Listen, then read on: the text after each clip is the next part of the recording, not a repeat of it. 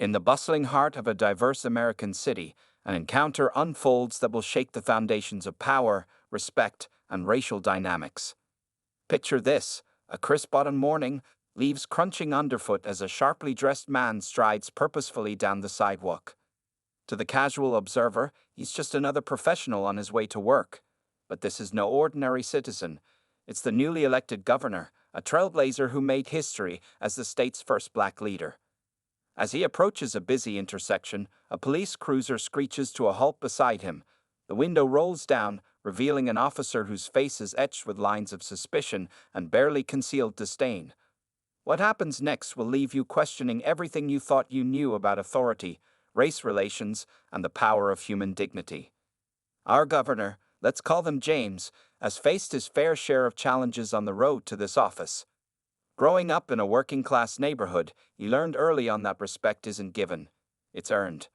Through sheer determination and an unwavering belief in the power of education, he climbed the ranks from community organizer to state senator, and finally to the governor's mansion.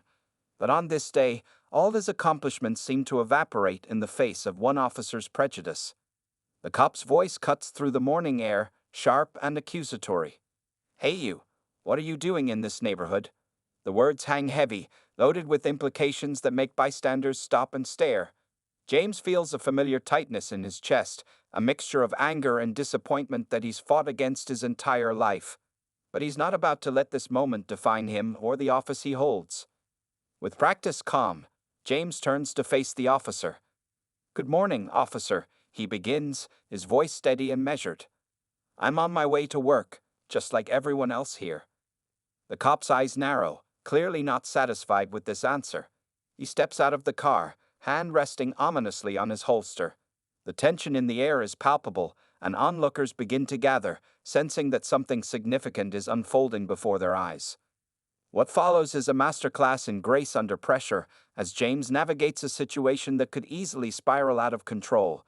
He doesn't raise his voice or let his anger show. Instead, he stands tall, meeting the officer's gaze with unwavering dignity. It's a moment that will be replayed countless times on social media and news broadcasts, sparking heated debates about racial profiling, abuse of power, and the long road still ahead in the fight for true equality.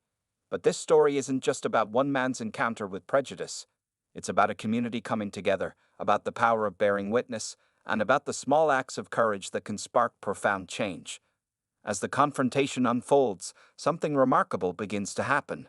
People step forward, phones raised, documenting every word and gesture. Others intervene, respectfully but firmly questioning the officer's actions. In that moment, on that ordinary street corner, a microcosm of American society plays out. We see the ugliness of ingrained bias, yes, but we also see the beauty of human solidarity. We see strangers becoming allies, standing up for what's right even when it's uncomfortable or risky. And at the center of it all is James, a leader who refuses to be diminished by someone else's narrow worldview. The officer, realizing he's crossed a line, begins to backpedal. But James doesn't let him off the hook easily. Instead, he seizes this as a teachable moment, not just for the cop, but for everyone watching. With eloquence born from years of public service, he addresses not only the immediate situation but the broader issues it represents. "Officer," James says, his voice carrying to the now silent crowd, "I understand you're doing your job. But part of that job is treating every citizen with respect, regardless of how they look or what assumptions you might make about them. I'm not just talking as the governor now, but as a father, a neighbor, and a lifelong resident of this state. We can do better than this. We must do better than this." The words hang in the air, heavy with truth and challenge. The officer, visibly shaken, struggles to formulate a response. And just when it seems the situation might reach a resolution, something happens that throws everything into chaos once again. A shout from the crowd, a sudden movement, and in the blink of an eye, the encounter takes a dramatic and unexpected turn.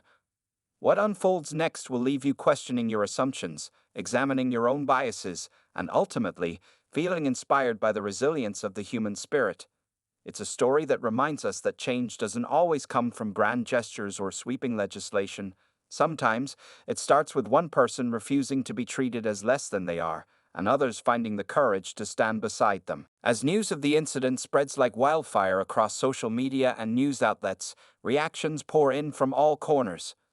Some express outrage, others defend the officer, and many call for sweeping reforms. But amidst the noise and controversy, a powerful narrative begins to emerge, one of hope, unity, and the potential for real change. James, ever the statesman, doesn't shy away from the spotlight this incident thrusts upon him. Instead, he uses it as a platform to address the deep-seated issues that led to this confrontation. In press conferences and town halls, he speaks candidly about his own experiences with racial profiling and the work that still needs to be done to create a truly just society. But it's not just talk. In the days and weeks that follow, James takes concrete steps to address the root causes of the problem. He initiates dialogues between law enforcement and community leaders, pushes for increased funding for de-escalation training, and champions legislation aimed at increasing police accountability.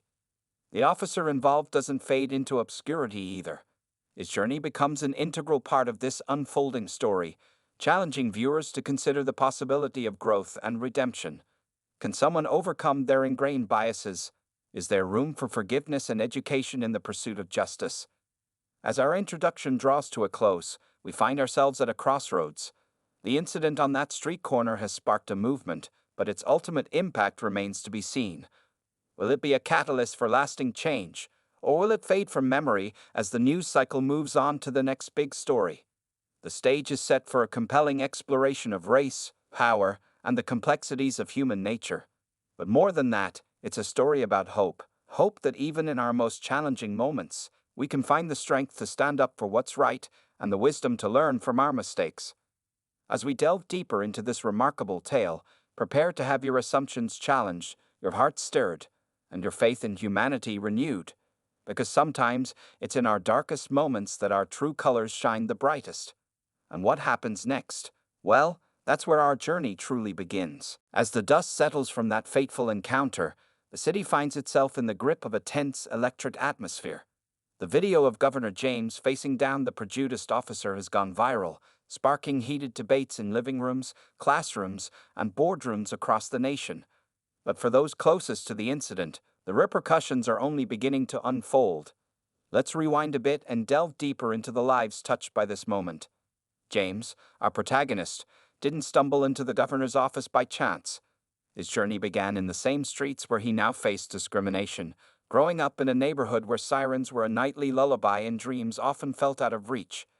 As a young boy, he witnessed his father, a hard-working mechanic, being routinely stopped and questioned by police on his way home from late shifts. Those experiences lit a fire in James' heart, a determination to change the system from within. Through countless nights of study, part-time jobs, and the unwavering support of his tight-knit community, James earned a scholarship to law school. He returned home not with dreams of high-paying corporate jobs, but with a mission to serve. Starting as a public defender, he saw firsthand the inequalities baked into the justice system.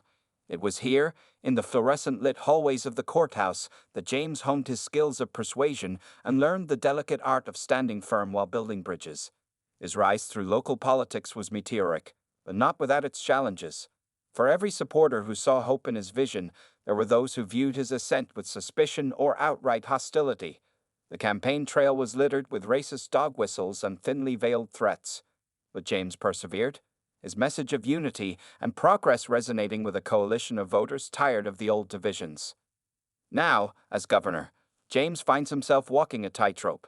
He's determined to use his position to enact real change, but he's acutely aware of the resistance he faces from entrenched interests. The incident with the officer has brought these tensions to a boiling point, forcing conversations that many would prefer to avoid. But what of the officer himself? Let's call him Mike. His story is more complex than it might first appear. A veteran of the force with 15 years under his belt, Mike grew up in a small, homogeneous town where diversity was something he only saw on TV. His father and grandfather were both cops, instilling in him a deep respect for the badge and a black and white view of law and order. Mike's record was mostly clean, with a few commendations for bravery, but there were also whispers, carefully buried complaints of overly aggressive behavior, particularly when dealing with minorities. Nothing that ever stuck, but enough to paint a picture of a man struggling to adapt to a changing world. The morning of the incident, Mike was already on edge. Budget cuts had increased his workload, and a recent spate of burglaries in upscale neighborhoods had the brass breathing down his neck. When he spotted James, a well-dressed black man in an area recently targeted by criminals, his training and instincts kicked in, but so did his biases. In the aftermath of the confrontation, Mike finds himself at a crossroads. The department has placed him on administrative leave pending an investigation, and he's become a reluctant symbol for everything wrong with modern policing. But as he sits at home, watching the endless media coverage and reading the online comments calling for his badge, something unexpected begins to stir within him: doubt. For the first time in his career, Mike is forced to confront his own prejudices head-on. The certainty that had always guided his actions begins to crumble, leaving him grappling with questions he'd never before considered. Is it possible that his view of the world, of right and wrong, has been skewed all along? As these personal dramas unfold, the city itself becomes a character in our story. Tensions simmer on street corners and in coffee shops. Protests spring up, some peaceful, others teetering on the edge of violence. City council meetings, once sparsely attended, now overflow with passionate citizens demanding action. In the midst of this tumult, an unexpected alliance begins to form. Community leaders who have long been critical of police tactics reach out to officers willing to listen. They'd organize ride-alongs, encouraging dialogue between cops and the neighborhoods they patrol. It's a small step, fraught with mistrust on both sides, but it's a start. James, ever the strategist, sees an opportunity in this crisis. He begins to formulate a plan, one that could potentially transform not just his state's approach to policing, but serve as a model for the nation. But he knows that pushing too hard, too fast could backfire spectacularly. He needs allies, both within the system and in the communities most affected by over-policing. As word of his initiative spreads, James finds himself under increasing pressure from all sides. Police unions warn of plummeting morale and rising crime rates if reforms go too far. Civil rights organizations push for more radical changes, arguing that anything less is just window dressing. And lurking in the shadows are political opponents eager to use any misstep to derail this governorship. Meanwhile, Mike's journey of self-reflection takes an unexpected turn. Encouraged by his wife, who's been quietly nudging him towards a broader worldview for years, he agrees to meet with a local black pastor. Their conversation, initially awkward and guarded, gradually evolves into something profound. For the first time, Mike truly listens to stories of how his actions, and those of his fellow officers, have impacted the community he swore to protect. As these various threads intertwine, a sense of cautious hope begins to emerge. Could this moment of crisis actually be the catalyst for real, lasting change? But just as progress seems possible, new challenges arise that threaten to unravel everything. A leaked email from within the governor's office suggests that James might be willing to compromise on key reform provisions to appease powerful political donors. Though taken out of context, the leak ignites a firestorm of controversy, with former allies accusing James of selling out. Simultaneously, a group of hardline officers, resistant to any change, begin organizing their own counter-movement. They argue that the focus on this one incident is demoralizing the entire force and making their jobs impossible. Rumors circulate of a potential blue flu, a coordinated sick-out that would leave the city dangerously understaffed. As tensions escalate, all eyes turn to an upcoming town hall meeting where James is set to unveil his comprehensive reform package. It's a make-or-break moment, not just for his political career, but for the very soul of the community. The stakes couldn't be higher, and everyone knows it. In the days leading up to the event, the city feels like a powder keg ready to explode. Supporters and critics alike mobilize their bases, planning to pack the auditorium. Security concerns force a last-minute change of venue, adding another layer of logistical chaos to an already volatile situation. As the sun sets on the evening of the town hall, we find James alone in his office, poring over his speech one last time. The weight of the moment presses down on him, along with the ghosts of all those who fought and sacrificed to get him to this point. He knows that what happens in the next few hours could echo through history. Meanwhile, across town, Mike sits in his car, debating whether to attend the meeting. His journey over the past weeks has shaken him to his core, forcing him to confront uncomfortable truths about himself and his profession. But is he ready to face the public, to stand up and be counted in this pivotal moment? As citizens file into the packed auditorium, the air crackles with anticipation.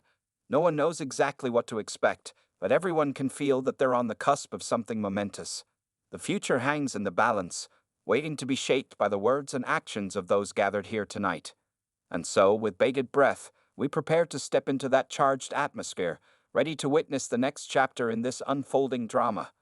Will this be the moment that bridges are built and real progress begins? Or will long-simmering tensions finally boil over, tearing the community apart? The stage is set, the players are in place, and the world is watching.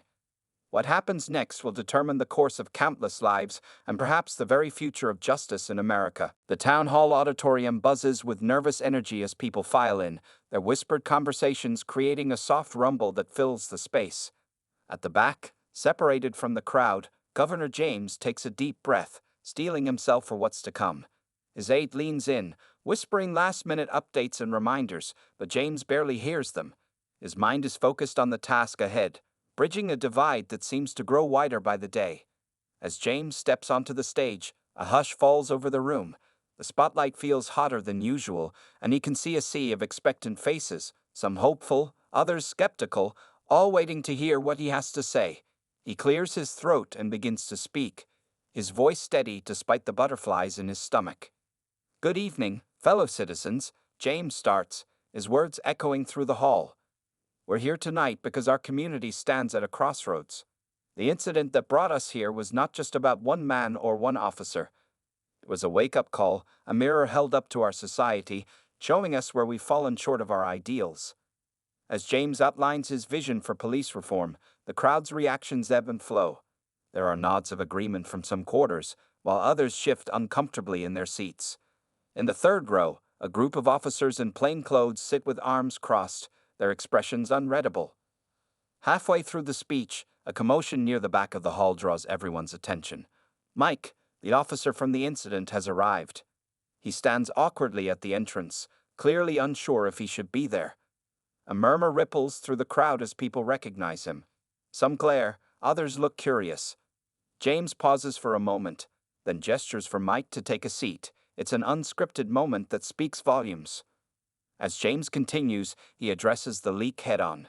"Yes, there was an email," he admits.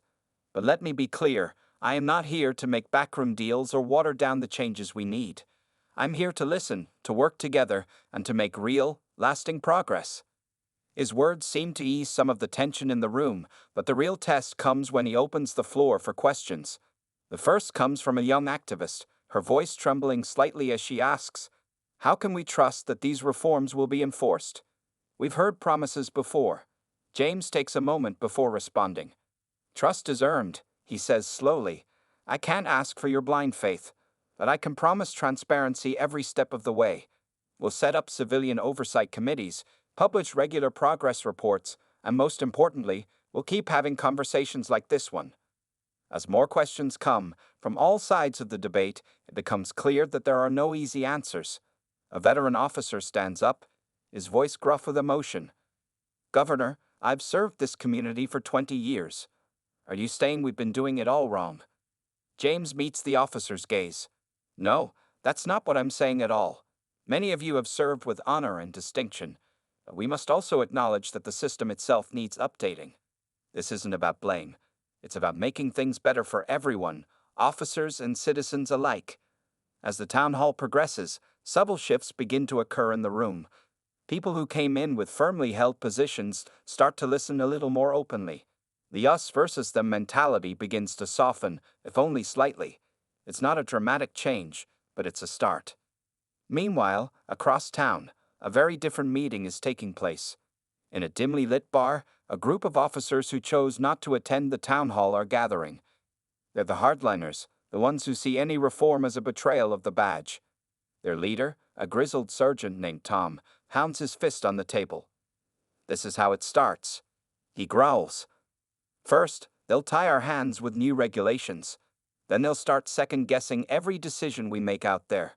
Before you know it, we won't be able to do our jobs at all." The others nod in agreement, their faces grim. They start discussing ways to resist the changes, to pressure the union into taking a harder stance. As their plans take shape, it becomes clear that the road ahead will be far from smooth. Back at the town hall, James is wrapping up his speech. Change won't happen overnight, he says, his voice filled with conviction. There will be setbacks and struggles. But if we commit to this process together, with open hearts and minds, I believe we can create a model of justice and community policing that the whole nation can learn from. As the crowd begins to disperse, small groups form, continuing the discussions that started during the Q&A. In one corner, Mike finds himself face to face with the young activist who asked the first question. There's an awkward moment of tension before Mike extends his hand. "I'd like to hear more about your perspective," he says hesitantly. It's a small gesture, but a significant one. James, surrounded by advisors and security, watches these interactions with a mixture of hope and trepidation. He said his piece, laid out his vision. Now comes the hard part, turning words into action. As people file out into the night, the mood is one of cautious optimism tinged with uncertainty. No one is quite sure what tomorrow will bring, but there's a sense that something has shifted. The conversation has started, bridges are being built, but the foundation is still fragile. In the days that follow, the ripple effects of the town hall begin to spread.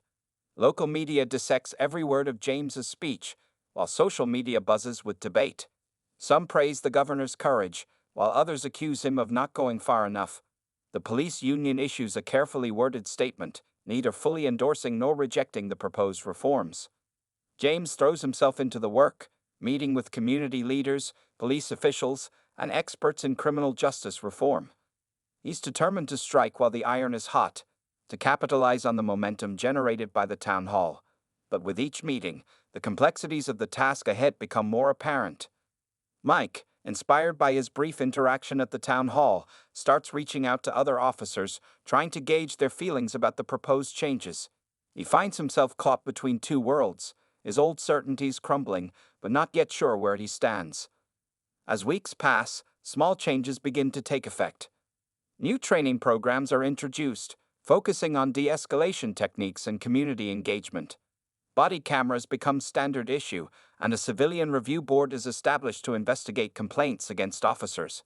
But for every step forward, there seems to be a pushback. The blue flu, threatened by the hardliners, materializes in certain precincts, leaving shifts understaffed. Crime rates tick up slightly in some neighborhoods, leading to a flurry of "I told you so" headlines from opponents of the reforms. James finds himself working around the clock, putting out fires and trying to keep the reform process on track. The stress begins to take its toll, and whispers start circulating about his health and ability to govern effectively. Just as it seems the situation might be stabilizing, a new crisis erupts. A high-profile arrest goes wrong, captured on multiple cell phones and body cams. The footage is ambiguous, open to interpretation, but it quickly becomes a Rorschach test for the entire reform process. Protesters take to the streets, some defending the officers involved, others decrying police brutality. The fragile coalition James has been building threatens to fracture under the strain. As tensions mount and the media circus grows, all eyes once again turn to the governor's office. James knows that his next move could make or break not just his political career, but the entire reform effort. The weight of history presses down on him as he prepares to address the public once more. In precincts across the city, officers watch the unfolding events with a mix of anxiety and resentment. Some, like Mike, find themselves questioning long-held beliefs about their role in society. Others dig in their heels, convinced that the reforms are to blame for the current chaos. As night falls on the city, an uneasy quiet settles over the streets. Everyone can sense that they're on the brink of something momentous, but no one knows quite what. Will this be the spark that ignites real, lasting change, or will it be the breaking point that tears the community apart? The stage is set for a showdown that will test the resolve of everyone involved, from the governor's office to the streets, from police precincts to community centers. The path forward is unclear, fraught with obstacles and hidden pitfalls. But one thing is certain: the status quo is no longer an option. Change is coming, one way or another. The only question is, what form will it take, and at what cost? As dawn breaks over the city, an eerie calm hangs in the air.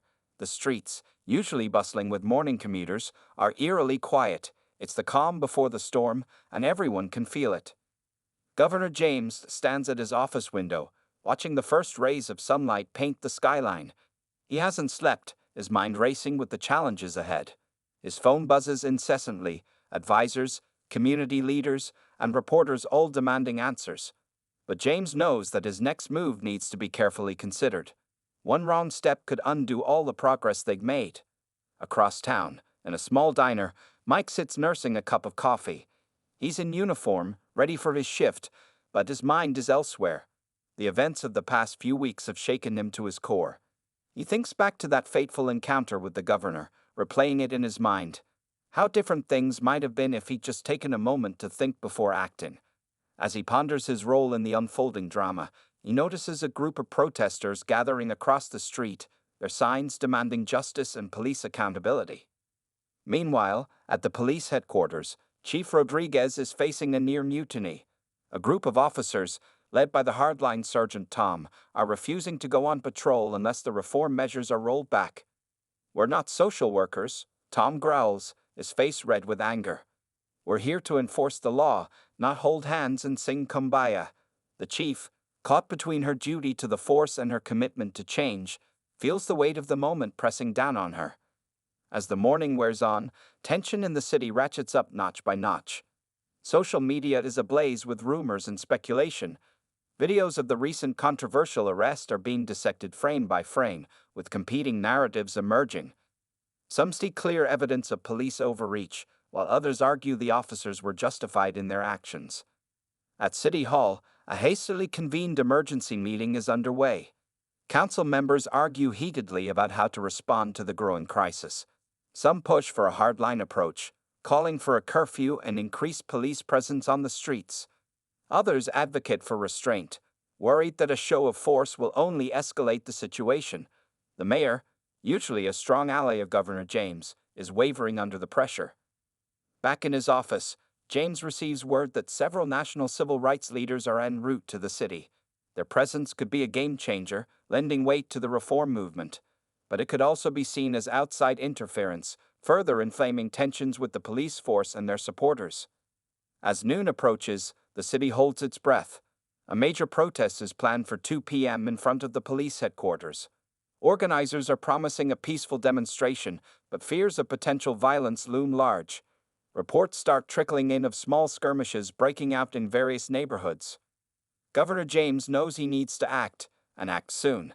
He begins drafting a speech, hoping to find the right words to bridge the divide and prevent the situation from spiraling out of control. But even as he writes, he wonders if words alone will be enough at this point. In a surprising turn of events, Mike decides to reach out to Aisha, the young activist he met at the town hall. They agree to meet at a neutral location, a small park halfway between the police station and the protest staging area. As they sit on a bench, an uneasy silence between them, both realize the significance of this moment. Two individuals from opposite sides of the divide, trying to find common ground as their city teeters on the brink. As the clock ticks closer to 2 p.m., various forces converge on the city center. Protesters begin to gather, their numbers swelling by the minute. There's a mix of anger and hope in the crowd, chants for justice mingling with calls for peace. At the same time, lines of police officers take up positions, their faces grim behind riot shields. Reporters swarm the area, cameras at the ready, each hoping to capture the moment that will define this historic day. Helicopters circle overhead, their rotors adding to the tension thrumming through the air. In a last-ditch effort to prevent violence, Governor James decides to address the crowd in person. It's a risky move, one that his security team strongly advises against. But James knows that leadership sometimes requires putting oneself on the line. As he makes his way to the protest site, flanked by anxious aides and stern-faced bodyguards, James can feel the weight of the moment. Every step takes him closer to a confrontation that will shake not just his political future, but the very fabric of the community he's sworn to serve. The crowd spots him approaching, and a hush falls over the assembled masses. Protesters and police alike turn to watch as the governor moves towards the hastily assembled podium. The air is thick with anticipation, the collective breath of thousands held in suspense. James takes his place at the microphone, acutely aware of the countless eyes upon him. In this moment, he's not just a politician, but a symbol of authority, of change, of hope, and for some, of everything that's wrong with the system. As he opens his mouth to speak, a sudden commotion erupts at the edge of the crowd. Time seems to slow down as all heads turn towards the disturbance. In that frozen moment, the future hangs in the balance. Will this be the spark that ignites the powder keg, or can reason and compassion prevail in the face of fear and anger? Governor James grips the podium, his knuckles white with tension. He knows that what happens in the next few minutes will determine the course of history for his city, and perhaps for the nation. As he prepares to speak, he silently prays for the wisdom to find the right words and the courage to see them through. The world watches, waiting to see how this pivotal moment will unfold. Will it be a turning point towards progress and understanding, or the beginning of a deeper, more painful divide? The answer hangs in the air, as fragile and volatile as a soap bubble, ready to burst at the slightest touch. As Governor James stands at the podium, the commotion at the edge of the crowd intensifies. Voices rise in anger, and the sea of people begins to shift uneasily. James squints against the afternoon sun, trying to make out what's happening. His heart races as he realizes this moment could tip the scales towards chaos or resolution. Suddenly, a familiar face emerges from the tumult. It's Mike, still in his police uniform, pushing his way through the crowd. Behind him, a group of protesters follow, their expressions a mix of confusion and anger. The sight of a lone officer in the midst of the demonstration sends a ripple of tension through the gathering. James grips the microphone, knowing he needs to act fast. "Please," he calls out, his voice cutting through the growing din, "let's hear what's happening. We're here to listen to each other, remember?" His words seem to hang in the air for a moment before the crowd reluctantly quiets, all eyes now fixed on Mike. Breathless and visibly shaken, Mike reaches the front of the crowd. He locks eyes with James, and in that moment, an unspoken understanding passes between them. Mike turns to face the sea of faces, his voice trembling but determined. "I was wrong," he says, the words echoing across the suddenly silent square. "That day, with the governor, I let my biases cloud my judgment. And it's not just me, we've all got work to do."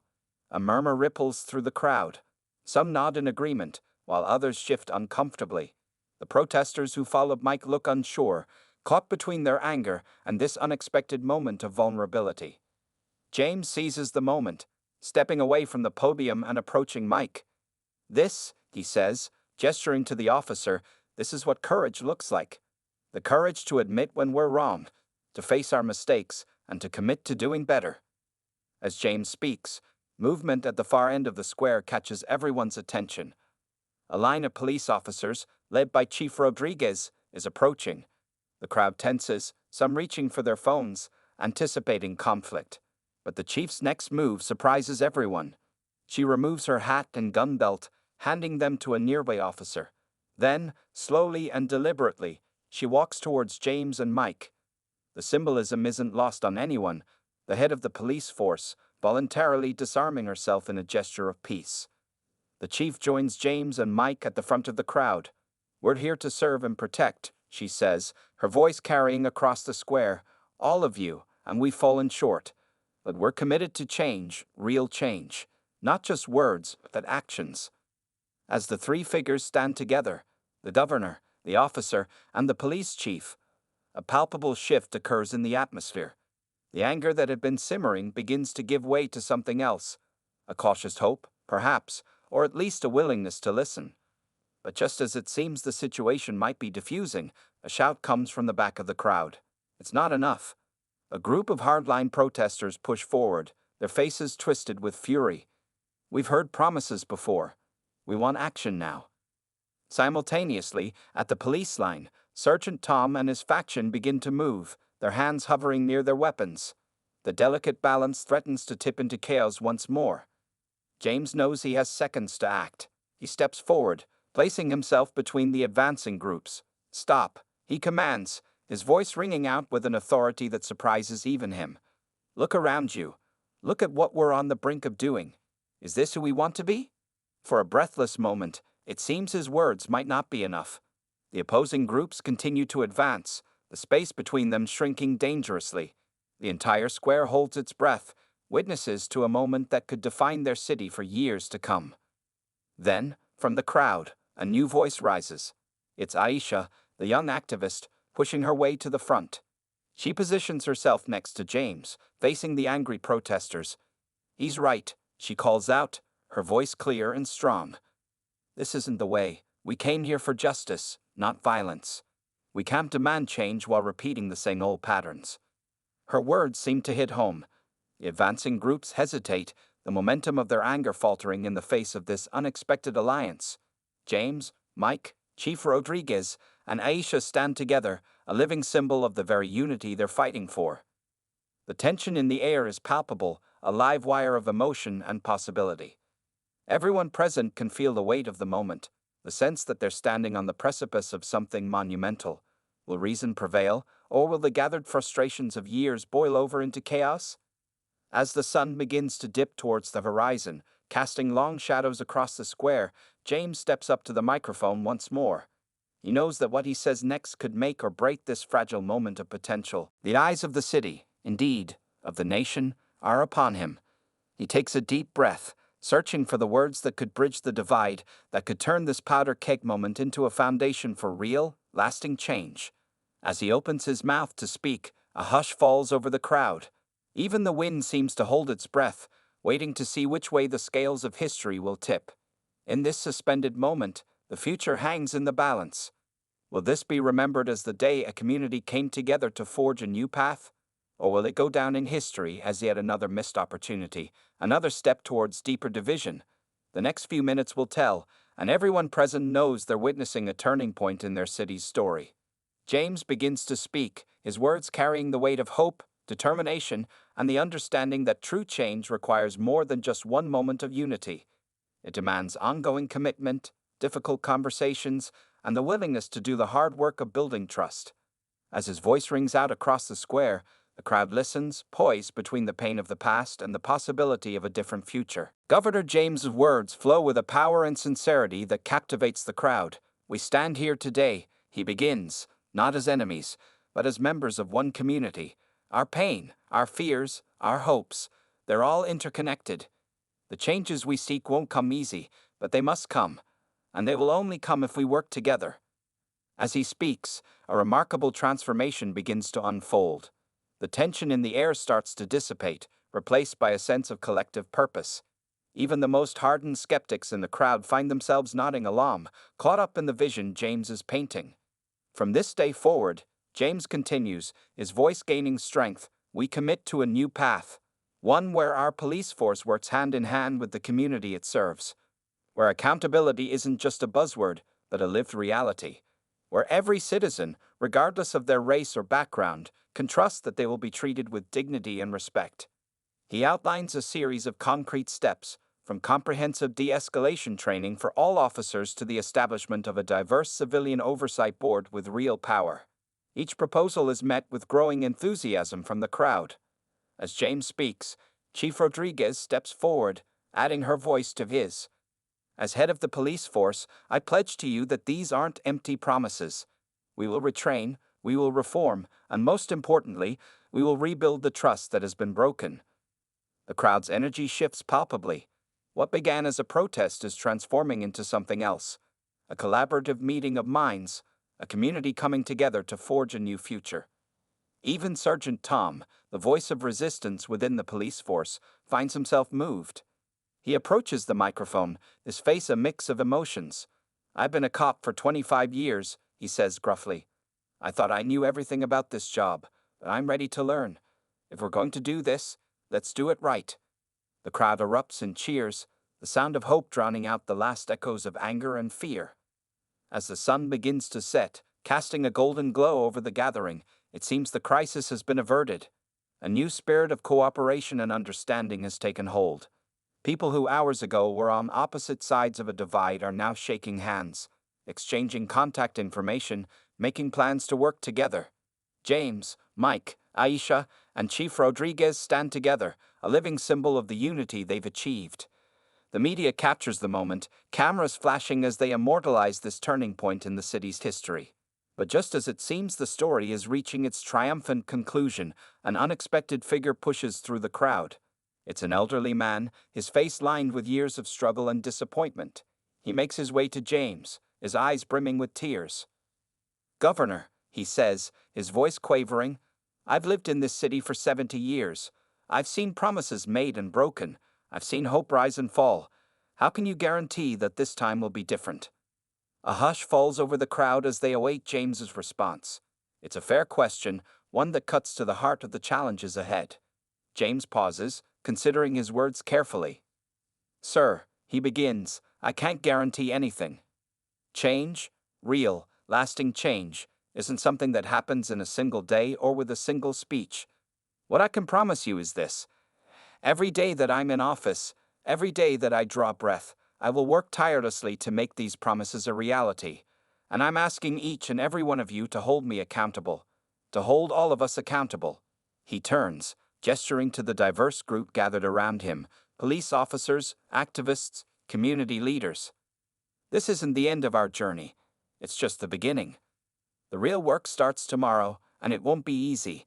There will be setbacks, disagreements, moments of doubt. But if we stay committed to this path, if we refuse to let our differences divide us, I believe we can build something extraordinary." As James's words hang in the air, something unexpected happens. The elderly man steps forward and embraces the governor. It's a moment of raw emotion, of hope overcoming cynicism, of the past and future colliding. The crowd, moved by this display, begins to join hands. It starts small, just a few people near the front, but quickly spreads. Soon, a vast human chain stretches across the square, a physical manifestation of the bonds being forged. As twilight descends on the city, the scene is one of unity and possibility. The challenges ahead are daunting, the road to true reform long and winding.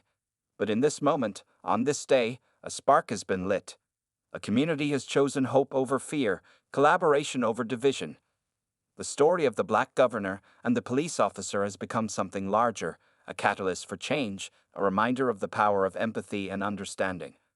As the crowd begins to disperse, there's a sense that while this chapter may be ending, a new and even more compelling one is just beginning. James watches as people leave the square, talking animatedly, making plans, exchanging ideas. He knows the real work lies ahead, but for now, he allows himself a moment of quiet satisfaction. Today, they've taken the first step on a long journey. And tomorrow? Tomorrow, they'll take the next one together. As the crowd disperses and the evening settles over the city, Governor James finds himself surrounded by a small group of key figures: Mike, Chief Rodriguez, Aisha, and surprisingly, Sergeant Tom. The weight of the day's events hangs heavy in the air, but there's also a palpable sense of accomplishment and hope. "Well," James says with a tired smile, "I think we've all earned a cup of coffee. What do you say we continue this conversation somewhere a little quieter?" The group nods in agreement, and they make their way to a nearby diner, a local institution that's seen its fair share of late-night political discussions. As they settle into a worn leather booth, the waitress, an older woman named Betty, approaches with a knowing smile. "Quite a day you've all had," she remarks, pouring steaming coffee into their mugs. "I was watching it all on the TV. Gotta say, I'm proud of this city tonight." Her words seem to break the tension, and soon the group is engaged in earnest conversation. They discuss the practical steps needed to implement the proposed reforms, the challenges they're likely to face, and how to keep the momentum going. Mike, still processing his own journey, speaks up. "You know, a month ago, I never would have imagined sitting here like this. It's opened my eyes, really. There's so much I need to learn." Aisha nods, her expression thoughtful. "We all have learning to do. But that's the point, isn't it? To grow, to understand each other better. It's not going to be easy, but I think we've shown today that it's possible." As the night wears on, the conversation shifts from the immediate future to longer-term goals. They discuss community outreach programs, educational initiatives, and ways to foster ongoing dialogue between law enforcement and the public. Sergeant Tom, who had been quiet for much of the evening, finally speaks up. "I've been on the force for a long time," he says, his voice gruff but sincere. "Seen a lot of changes, not all of them good. But this feels different. It feels right." Chief Rodriguez reaches out and pats Tom's hand, a gesture of understanding and reconciliation. "Change is never easy," she says, "but sometimes it's necessary. And I'm glad to have officers like you on board, Tom. Your experience will be invaluable as we move forward. As the clock ticks past midnight, James looks around the table, taking in the unlikely group gathered there. You know, he says, I think this right here, this is the real victory. Not the speech, not the handshakes in front of the cameras, but this, people from different walks of life, sitting together, talking, really listening to each other. This is how we build a better community. The others nod in agreement, and for a moment, there's a comfortable silence as they all reflect on the journey that brought them to this point. As they prepare to leave, Betty approaches their table once more. Just wanted to say, she begins, her voice thick with emotion, my grandson, he wants to be a police officer. But as a young black man, he's been scared, scared of how he'd be seen, scared of not fitting in. But after today, well, I think you've given him hope. Given us all hope. Her words drive home the real impact of their actions, the ripple effect that can come from a single moment of understanding and unity. Over the next few weeks, the city becomes a hive of activity. True to his word, Governor James works tirelessly to implement the promised reforms. Police training programs are overhauled with a new emphasis on de-escalation techniques and cultural sensitivity. The Civilian Oversight Board is established, composed of a diverse group of community leaders, legal experts, and former law enforcement officials. Mike, inspired by his experiences, volunteers to lead workshops for his fellow officers, sharing his journey and encouraging others to confront their own biases. His honesty and vulnerability make him an unexpected but effective advocate for change within the department. Aisha, recognizing the importance of youth involvement, starts a program that brings together high school students and police officers for regular dialogues and community service projects. Slowly but surely, barriers begin to break down and understanding starts to grow. There are challenges, of course. Change never comes easily, and there are moments of frustration, setbacks, and heated debates. But each time, the memory of that pivotal day in the square serves as a reminder of what's possible when people come together with open hearts and minds. 6 months after the protest, Governor James calls another town hall meeting. The atmosphere is markedly different from the first one. There's an energy in the room, a sense of progress and shared purpose. As James takes the podium, he looks out at the faces before him, familiar now, many of them. He sees Mike and Aisha sitting side by side, engaged in animated conversation. Chief Rodriguez is there with a group of community leaders, discussing plans for a new youth center. Even Sergeant Tom is present, looking more at ease than James has ever seen him. 6 months ago, James begins, we stood on the brink of division and conflict. Today, we stand united in our commitment to building a better, more just community for all. We've made progress, but our work is far from over. The path ahead will not always be smooth, but I believe that together, we can overcome any obstacle. He goes on to outline the achievements of the past months. Decreased incidents of police brutality, improved community relations, and a notable drop in crime rates. But he also acknowledges the challenges that remain, the ingrained systems and attitudes that will take time and persistent effort to change. As the meeting progresses, something remarkable happens. People from all walks of life, officers, activists, business owners, students, stand up to share their experiences and ideas. The conversation is honest, sometimes heated, but always respectful. It's a vivid demonstration of the new spirit of collaboration that's taking hold in the city. At the end of the night, as people file out of the hall, there's a sense of renewed commitment and energy.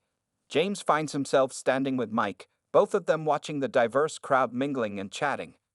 You know, Governor, Mike says, shaking his head in wonder, when you first approached me that day on the street, I never could have imagined we'd end up here. It's like we're writing a new chapter in our city's history. James nods, a smile playing on his lips. We are, Mike, all of us together. And the best part? This story's just beginning. As they walk out into the cool night air, the city feels different somehow. The streets that once felt divided now pulse with a new sense of unity and purpose. There's still work to be done, challenges to face, and difficult conversations to be had. But there's also hope, a bright, unshakable hope that burns in the hearts of all those who've been part of this journey. The tale of the black governor and the police officer has become more than just a viral video or a political talking point. It's become a symbol of what's possible when people choose understanding over prejudice, dialogue over division, and hope over fear. It's a reminder that change, real and lasting change, starts with individuals willing to listen, to learn, and to grow. As Governor James looks out over the city he serves, he feels a profound sense of responsibility and optimism. The road ahead may be long, but they've taken the first crucial steps. And with each passing day, with each small victory and hard-won understanding, they move closer to the vision of a truly just and united community. The story of their city, once marred by division and mistrust, is being rewritten. And this time, every voice has a part in telling it.